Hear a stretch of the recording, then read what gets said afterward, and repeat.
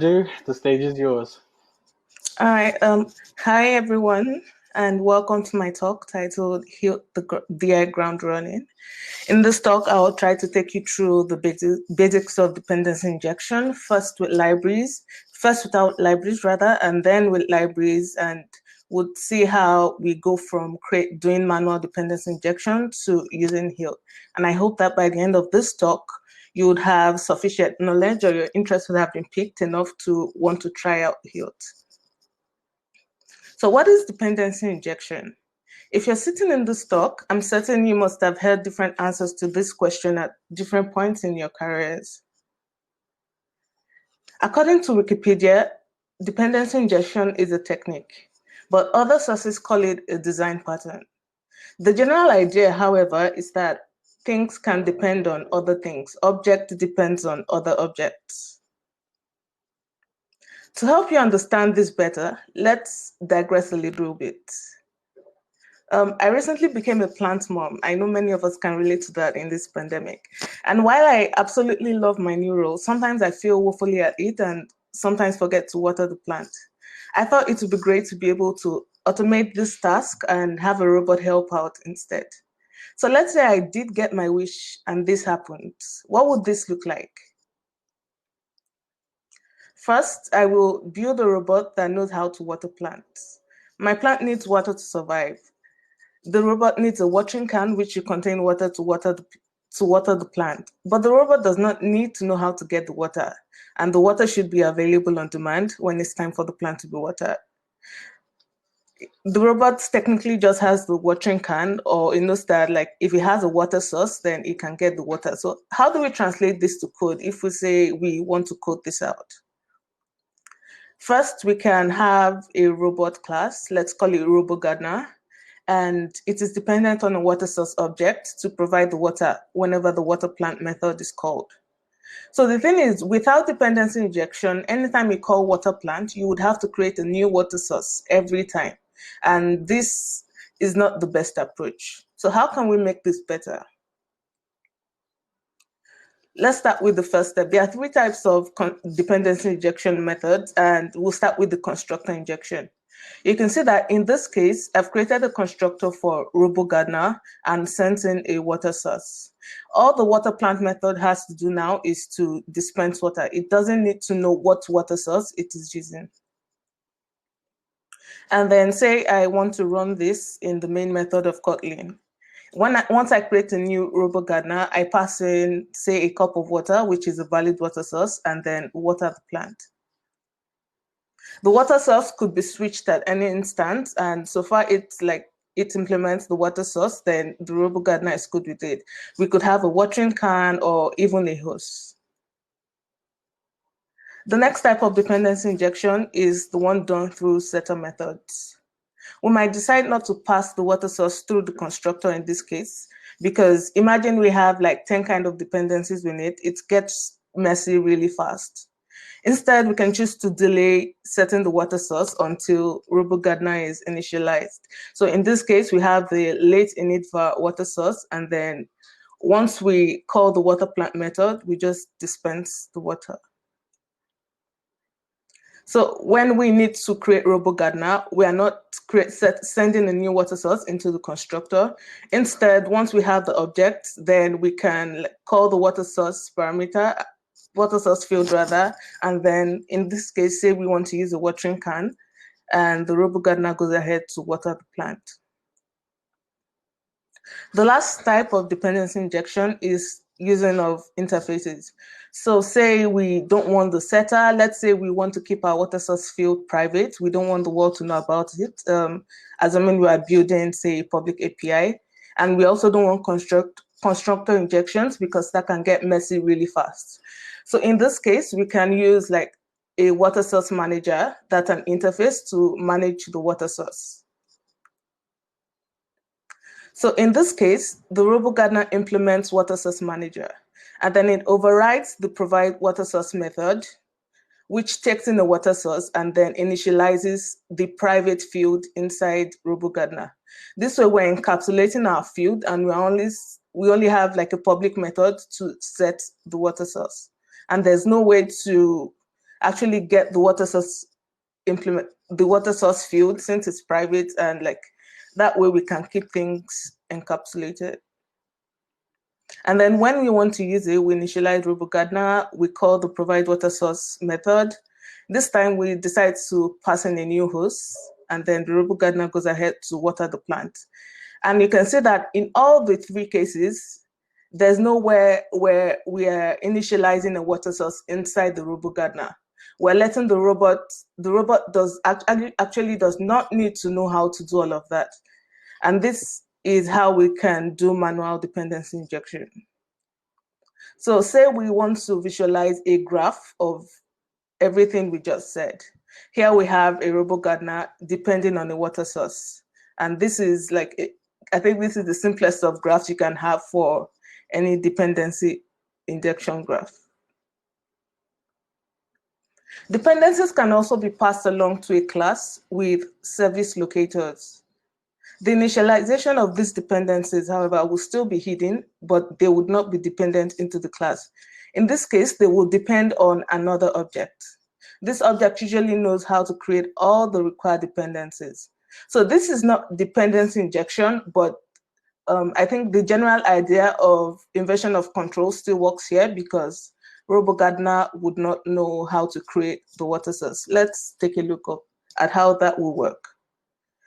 So if we have the same RoboGardener class, but this time it does not have any dependencies injected, it manually creates a new cup of water every time it needs to water the plant.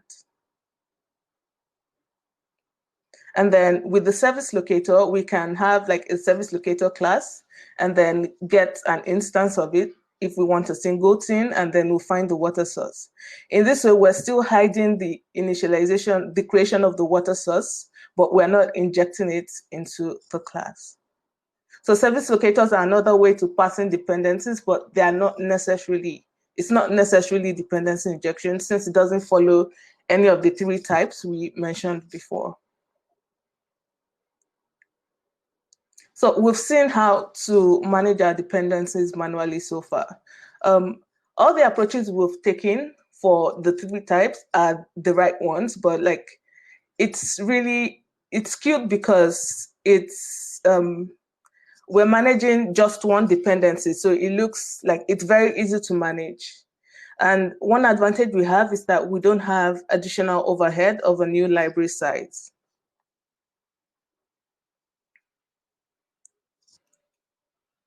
Another advantage is that it is quite easy to become familiar with the process. So based on all the examples I showed for the 3 types, it was really easy to set up, and it's easy to configure by hand. However, it becomes more tedious and difficult to maintain as the code base increases, because all the wiring is done manually. So imagine like you have a set of dependencies which you're injecting, and then you need one of them changes, and you have like about 10 where you have to manage manually. The cost of maintaining it becomes high the larger the amount of dependencies you need. So now that we've looked at manual dependency injection, let's see how libraries can help us and what available libraries we have. So Dagger, there are a number of libraries available today for Android developers looking to implement DI in their apps, but we'll only take a look at 2 of them today. Dagger is arguably the most popular DI library for Android developers, and it is recommended by Google, but it is notorious for its steep learning curve. It uses code generation and annotation processing, which might result in slower build speeds. However, its power with dependency graphs really shines in larger code bases. Which leads us up to the Hilt. See what I did there? What is different this time? Let us find out. Hilt is a library which sits on top of Dagger. It was built with the intention of taking most of Dagger's complexity away by reducing the amount of boilerplate code needed to set it up, hence making it easier to learn. Before injecting an object into an activity, for example in Dagger, one usually first needs to initialize a Dagger component in the onCreate methods. I'm sure if you've worked with Dagger, you know what I'm talking about. Hilt removes the need for this step by providing appropriate annotations for the common Android components and framework classes, which handle all the initialization. It eliminates the need for manual lifecycle management. Hilt can coexist with Dagger. If you're already using Dagger or Dagger Android, introducing Hilt can be done slowly. You don't need to use Hilt everywhere at once. Depending on your needs, you can decide to phase out the use of Dagger completely or let both libraries exist in the project. This is an important point because in a real-world situation, most apps would already have some form of DI setup. Let's see how we can use it. Hilt comes with a lot of new annotations which abstract the complexity of managing Dagger and the application's lifecycle. They are quite straightforward to use in a new application. Let us take the most common scenario of building a sample app which fetches some data over the internet. We will have an activity. Let's say we want to fetch a URL to load in the activity. So we'll have an activity which loads an image with an image loader. But to avoid cluttering up the activity, like every good Android citizen, we will use a Jetpack view model too. We will also have like a repository to manage the data, which depends on the retrieval service. So how do we set all of this up? The first port of call is the application class. We must create a class which extends the application class. That class should be annotated with Hilt Android app as displayed on screen. Hilt's code generation process is only started because of these annotations, and Hilt components are generated. Your app needs a way to use these components, hence a base class is also generated by Hilt. So if you want to think in terms of Dagger, you don't need to manually write your components anymore because Hilt generates all of that for you. The next annotation is Android entry point. Android entry point is used to enable member injection in this main activity before actual members are injected. In this case, we are dealing with the image loader and the view model. It can also be used for fragments, views, services, and broadcast receivers. For people who are familiar with Dagger, this annotation replaces the manual injection we usually have to have in onCreate method. As we mentioned earlier, we have an activity depending on a view model and an image loader, and we've seen how to set that up from the previous slide. To member inject the view model and image loader into this activity, we needed to use the new Android entry point annotation. But next, we have to figure out how to actually let Hilt know about our image loader and the view model dependencies. We'll take a look at how to create the image loader first, and then the view model. Like Dagger, dependencies are provided in Hilt through modules. So the usual module annotation still holds. But now all Hilt modules must have an installing annotation which takes in a component. Remember that Hilt now takes care of generating components for us. This annotation helps Hilt know which components to install the modules in. The dependencies in a module can be accessed in two ways: through other bindings in the same components or through classes with entry points. So in this case, you can see that we're installing the app module in the application component. So here's an example of how to create a binding in a module. This module contains a binds annotation which provides an image loader. So for people who know binds from Dagger, it still works the same way here. The image loader is member injected into the main activity whenever it needs one. Binding works the same way in Hilt as it does in Dagger. So in this case, whenever we need an image loader, we can send in a glide image loader, which is an implementation of an image loader, and that is always returned from this module. We can also say create a repository with a binds annotation. If we have a repository that's an interface and then we have implementation, we can use the same bind setup to do that. So another familiar Dagger annotation is the provides annotation, and that still works the same way here inside the module. Here we have a network module object, and we're providing a Moshi object by calling the Moshi builder with the provides annotation. And we're still installing this module in the application component. Injecting into the view model is not straightforward, as we cannot use Android entry points since that class is not instantiated by the system. Injection is supported with a Jetpack extension called viewModelInject instead. What we used to have to define a viewModel factory class ourselves, Hilt will now generate this for us now. All we need to do is annotate our viewModel with viewModelInject, an annotation from the Jetpack extension. So I'm sure this is a huge relief for most people who have had to inject into view models, and then you need to figure out how to pass your dependencies into the view model, and you end up with a bunch of factory methods and view model keys to facilitate this. All that is taken care of with Hilt and this extension. So we've now succeeded in injecting the required dependency for the view model, but there's still a missing piece. How do we inject the view model into the activity where we need it? Instead of manually creating a view model object and injecting dependencies into it, this view model Jetpack extension fetches the view model with all the associated dependencies. So like I said before, instead of having to create a factory, in your app compat activity, you can just have a view model field and then call the byViewModels method. And that returns your view model with all the dependencies you've already set up for it. So let's go. We've seen installing annotation, we've seen the Android entry point annotation, and now we have the entry point itself.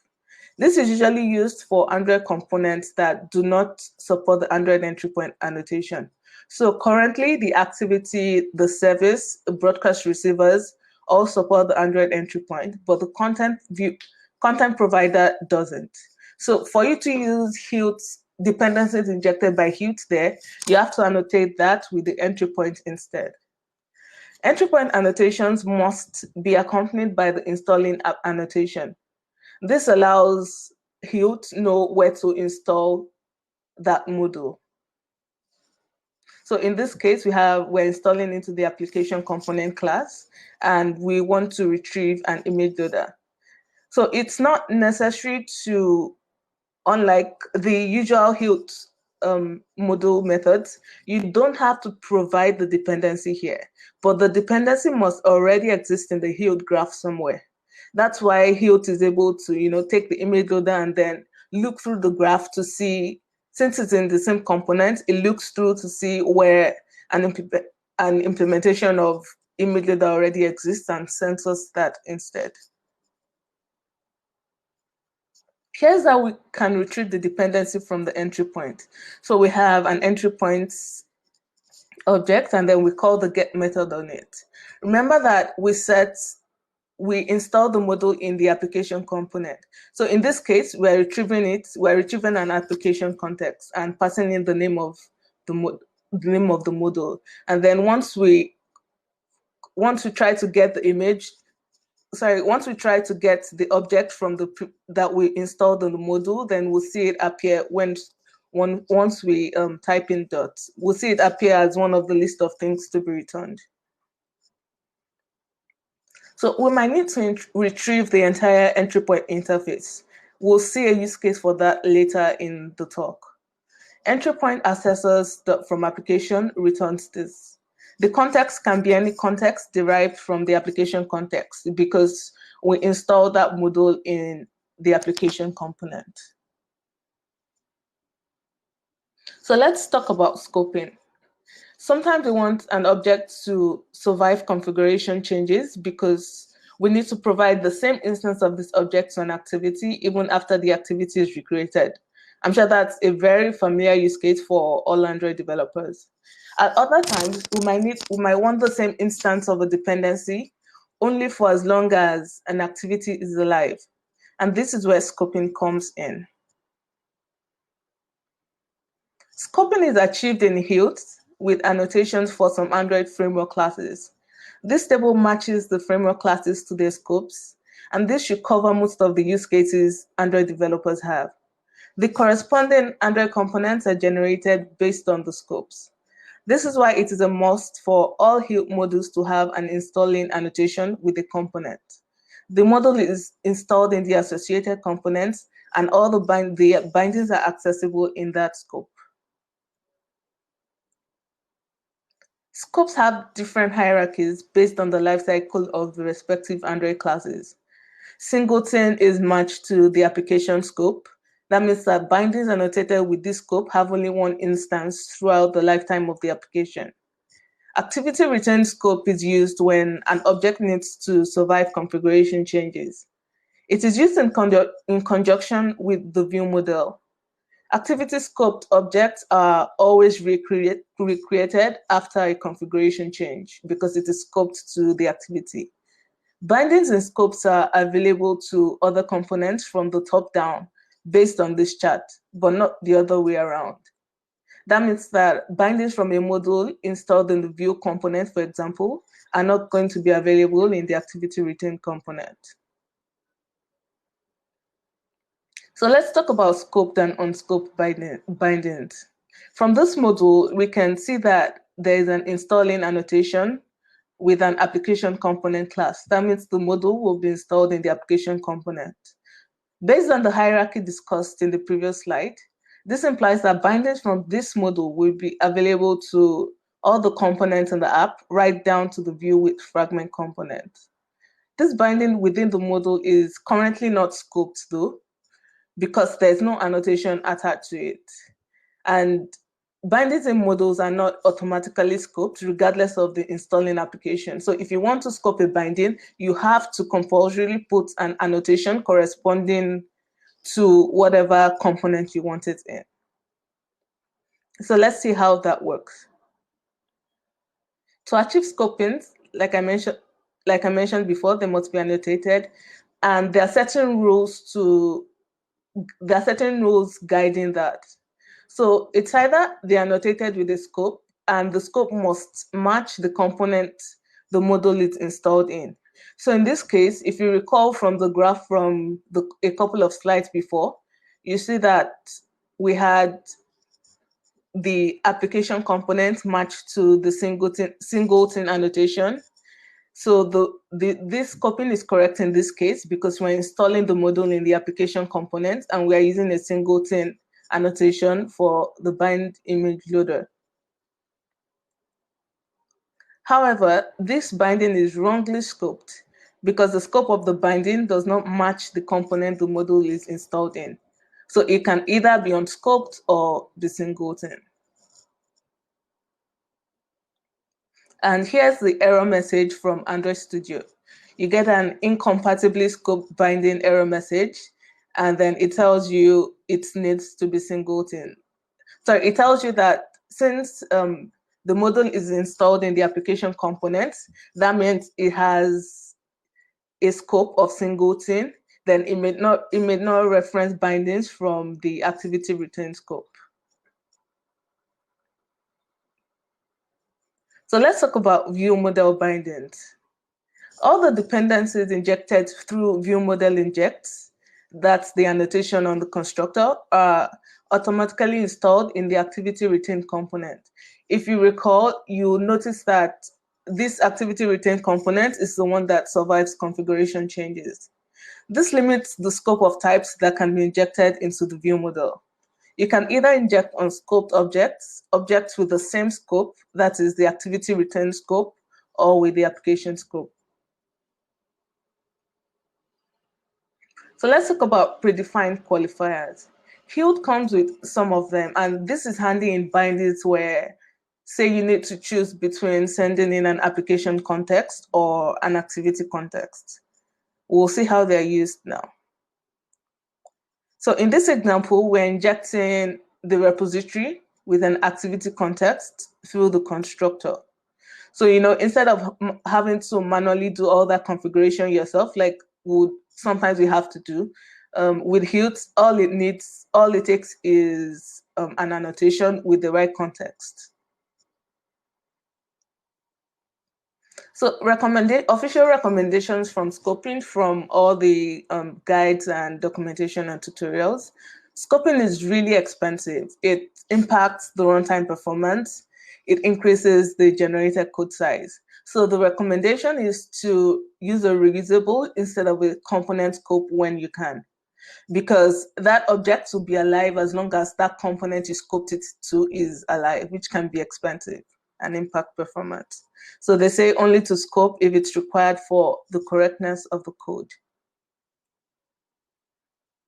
Some applications are configured with dynamic feature models, and I'm sure some people are curious about Hilt's adaptability there too.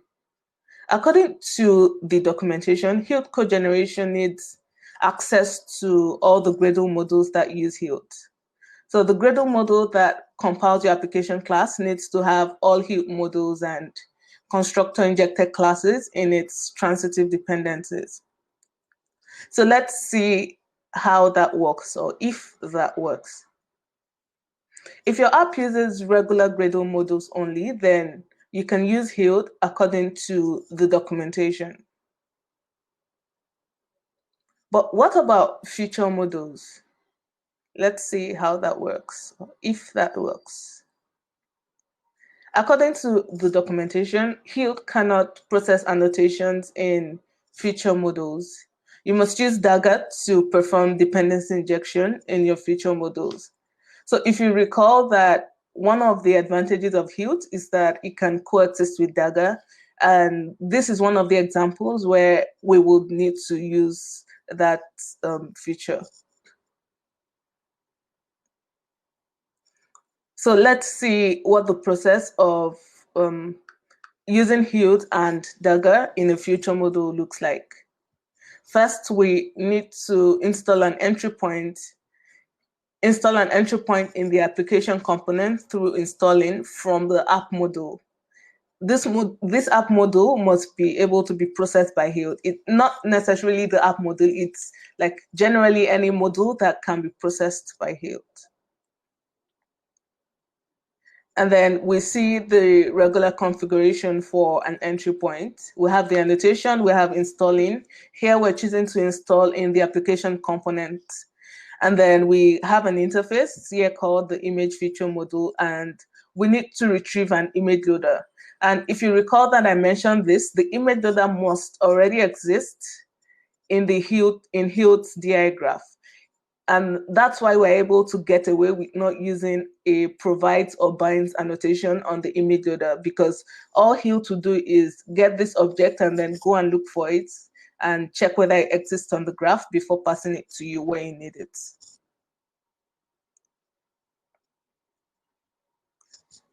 So the next step, we have to head to the feature module.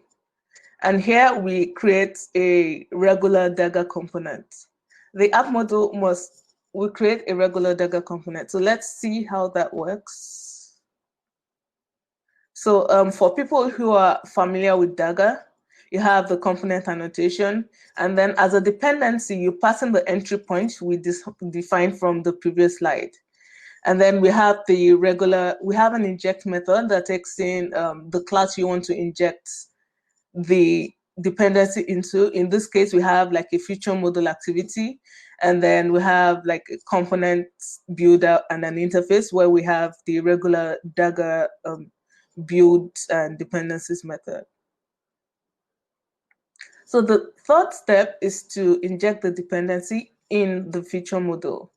So for normal constructor injection, you can go ahead and use the @inject annotation on the constructor and inject the dependency right away. I have no examples to show there because that's pretty straightforward, but I thought using that in the activity would be more interesting. So let's see how that will work. So, normally the recommended approach is to have like an Android entry point annotation for activities. But in this case, since we are assuming that, since Hilt would not work in this feature module, we cannot use that annotation. But we are still able to member inject the image loader into the class. And we do this by having the component, building the component in the onCreate method like we normally would do for Dagger. So we have a Dagger image feature component builder, And then we have entry point accessors and the build and the inject methods as usual. So remember that we install the interface from the entry point into the application component.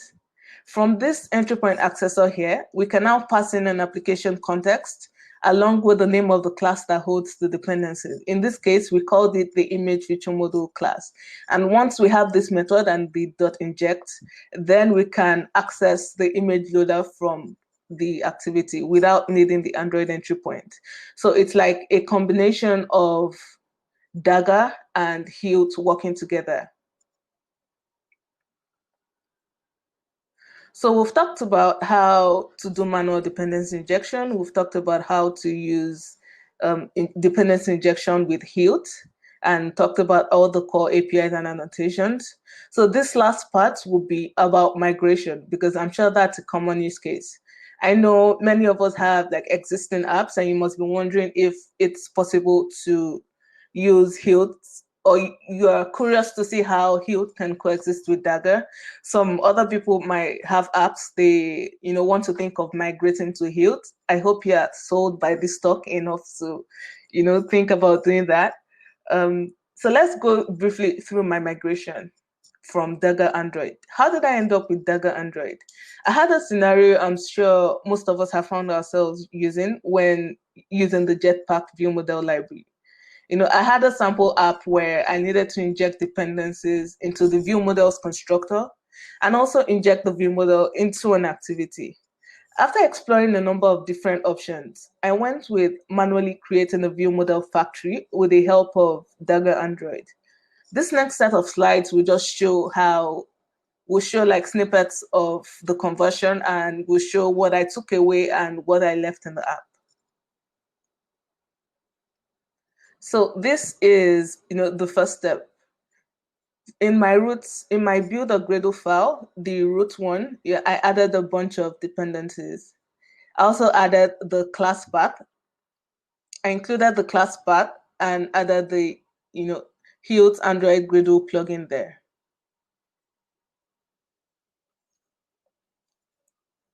Next, I went to my app's build.gradle file.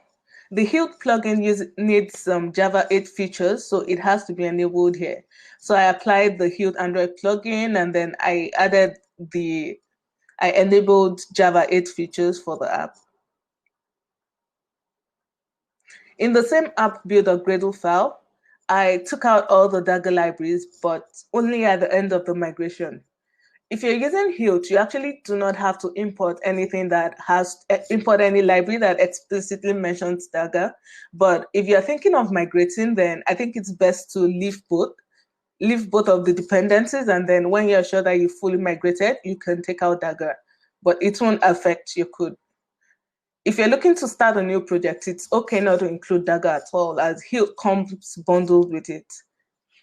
Two libraries were included here, the Hilt and Hilt lifecycle view model, two respective Kotlin annotation processors, and KTX for easier view model initialization. So this is the application class all Hilt projects must have.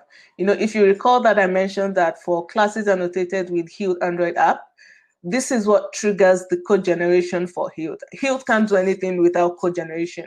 So if you don't have a class which extends application and has the Hilt Android app class, then it's not going to work. If you look to the left side, you'll see all the code I was able to get rid of from Dagger Android. So how does this work under the hood? I'm sure going from that amount of lines of code to only 3 lines seems very fascinating.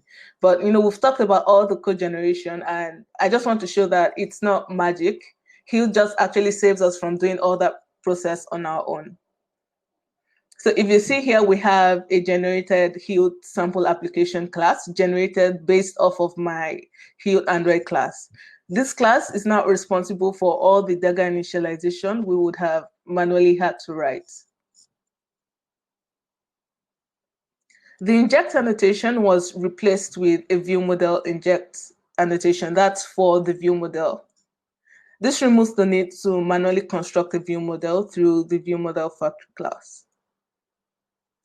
So I was curious to see how this works because it seemed too good to be true. So I went to look for the generated classes to see what was actually going on. Under the hood, this generated class is responsible for injecting the Hilt sample repository into the view model. So this is what handles all of that. And then if you recall correctly that usually in Dagger, for injection to happen, you need to have a module and a component. For Hilt, we're saying you don't need to have a component, but you need modules. But what happens in the case of the view model? Because if you recall, we didn't write, so far we haven't had like any module dedicated to the view model. It turns out that Hilt actually generates a module, in this case, the Hilt_Hilt module for every view model. And then it's like a map, and it takes in, the key is the package name of my view model.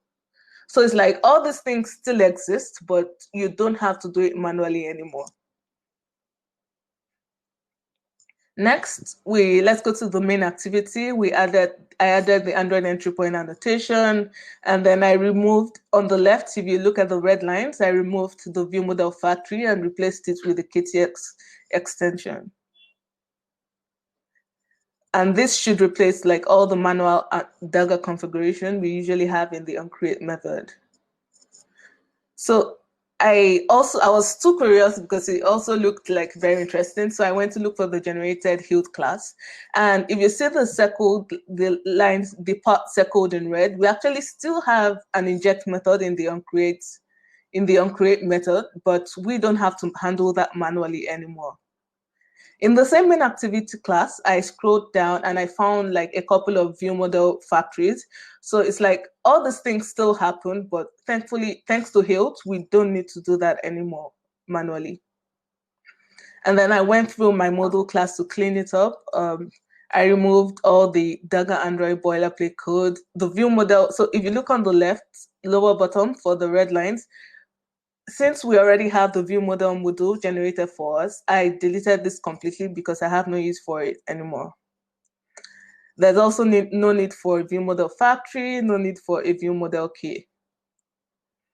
And then this is the final class for the generated method. So, when Hilt promises that you don't need to create your components, I figured there must be something actually doing that for you. So I went looking for it. And found a Hilt components generated class.